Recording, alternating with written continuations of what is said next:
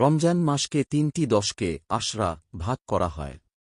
হাদিসে বর্ণিত আছে, রমজানের প্রথম ১০ দিন রহমত, মাঝের ১০ দিন মাগফিরাত এবং শেষ ১০ দিন জাহান্নাম থেকে নাজাত।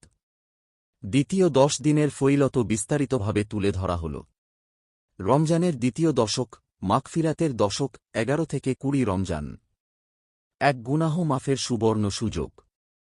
এই দশকে আল্লাহ তাআলা বান্দাদের গুনাহ মাফ করে দেন। যারা আন্তরিকভাবে তোবা করে আল্লাহ তাদের অতীতের গুনাহ ক্ষমা করে দেন। আল্লাহ বলেন, নিশ্চয়ই আল্লাহ সব গুনাহ ক্ষমা করেন। কুরআনুল কারীম সূরা জুমার ২ তোবা কবুলের উত্তম সময়। রমজানের এই সময়ে বেশি বেশি ইস্তিগফার আস্তাগফিরুল্লাহ পড়া সুন্নত। বিশেষ দোয়া আস্তাগফিরুল্লাহ রাব্বি মিন কুল্লি জামবিও ওয়া আতুবু ইলাইহি।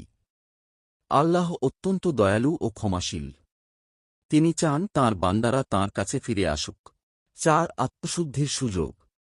এই দশকে মানুষ নিজের ভুল ত্রুটি নিয়ে ভাবতে পারে এবং জীবনকে সংশোধন করার সিদ্ধান্ত নিতে পারে।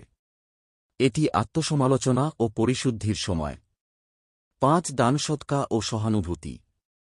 গুনাহ মাফের পাশাপাশি দরিদ্রদের সাহায্য করা, দান সদকা করা এবং মানুষের কষ্ট লাঘব করা। এই দশকে বিশেষভাবে ফজিলতপূর্ণ। কি কি আমল বেশি করবেন? বেশি বেশি ইস্তিগফার, ৫ ওয়াক্ত নামাজ জামাতে আদায়, তাহাজ্জুদ নামাজ, কুরআন তিলাওয়াত, দানসদকা, গুনাহ থেকে সম্পূর্ণ বিরত থাকা। সংক্ষেপে, রমজানের দ্বিতীয় ১০ দিন হল মাগফিরাতের সময়। এ সময় আল্লাহর কাছে কান্নাকাটি করে তোবা করলে, আন্তরিকভাবে ক্ষমা চাইলে তিনি অবশ্যই ক্ষমা করেন।